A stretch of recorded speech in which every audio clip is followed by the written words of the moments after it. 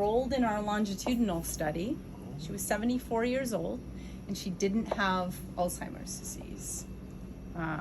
So I'll give you some basic structures. I'm not a neuroscientist by training, so my knowledge is very limited, but I'll do my best and I'm learning. Okay, so this is the cerebellum. This outer layer here is the cerebral cortex. This is the frontal lobe right here. This is the parietal lobe, and this is the occipital lobe. And then here, although I think they're getting harder to see because they're getting worn down on each side, you'll see temporal lobes. And that's where the hippocampus is, where in most people, Alzheimer's disease starts, is in that hippocampus. Those are located in the temporal lobes. And then if you'll notice, this brain looks like it has two separate parts, and it does. This is the left hemisphere and the right hemisphere. Does anyone want to hold? I can't hold it. Oh, Yeah. boy, you're brave. So tell, what does it feel like? It's cold. It's cold, right? Is it? Yeah, go ahead. It's like the very firm tofu, to be honest. Yeah. That's it. No more tofu for me. Like extra firm, actually. Extra firm. Yeah, that I totally relate to that. It does No feel. more tofu. Is it heavier than you thought it was, or lighter? It's hard to tell because but I think it will be a little bit heavier than I thought. Heavier. Yeah. Yeah.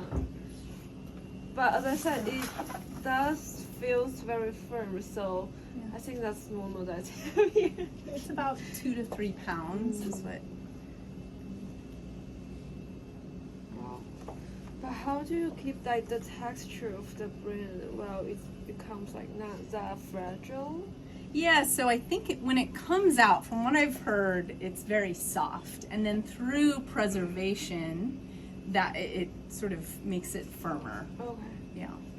Do I need to- And then it typically, see that kind of, it looks like a scummy layer. That's actually the meninges, and it protects the brain. It would typically. It's a layer of connective tissue. one of three that hold the brain in place and bathes it in a fluid that's made within the pockets inside the brain called cerebrospinal fluid, which is the main cushion, and why our brain doesn't hit our skull when we go like this unless we're involved in contact sports and things of that nature. The one you're seeing right there is the innermost layer. It adheres tightly to the outer surface of the brain. It's called the pia mater. There's a layer outside of it that's been removed called the arachnoid, and then there's a very thick connective tissue layer outside of it called the dura mater. These are all from the Latin, mater being mother, dura being hard, tough. So you got a tough mother protecting your brain at all times. It's not scummy though.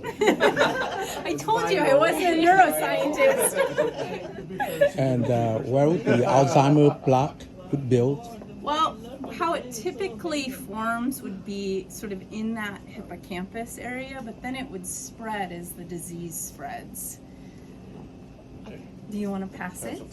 That was about the pathology of Alzheimer's Yeah, disease. yeah. If you want to speak more to The that. disease is I don't know what I expected. Okay, so it's definitely firmer and heavier than I thought it would be.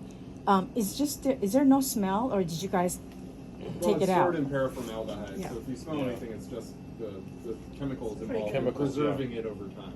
No, I slightly felt like ooh the minute I like touched the Okay. brain, but wow.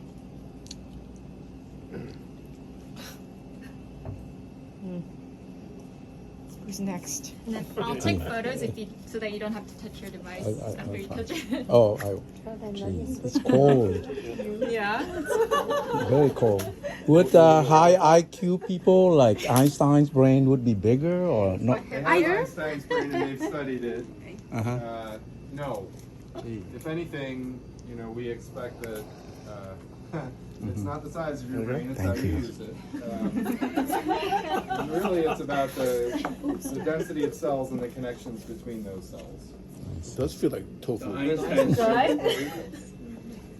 I don't think it does. Is this the So average size for a brain? So I believe Einstein so, has yeah. more neural Oh, connections. so connections, smart. perhaps. I don't Amazing. think that's been Even that's verified. not confirmed. But someone used the word wrinkles.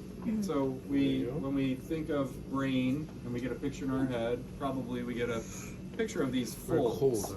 So they're not wrinkles, they're We got more. folds. And Megan Me holding it. Megan made the point that the one outer close-up, cover please. of the brain is called the cerebral cortex. And the cerebral cortex is the part of the brain that has increased in size the most through evolution. Sure, you want And so our brain is highly folded into what are called gyri. The folds are called gyri. The grooves between them are called sulci. We have a gyrencephalic brain. But if you look at lower vertebrate species like mice and rats, I have one. their brains are smooth on the outside. They haven't folded. And the reason is that Amazing. this is what gives us our unique human characteristics. It's this part of the brain. Again, what is this? And it increased in size so much that it couldn't fit in the skull, which the size of the skull was rate limited by needing to fit through the birth canal. And so through the course of evolution, this part of the brain began to fold upon itself until you get to what you see here. There are some other vertebrates that have gyrencephalic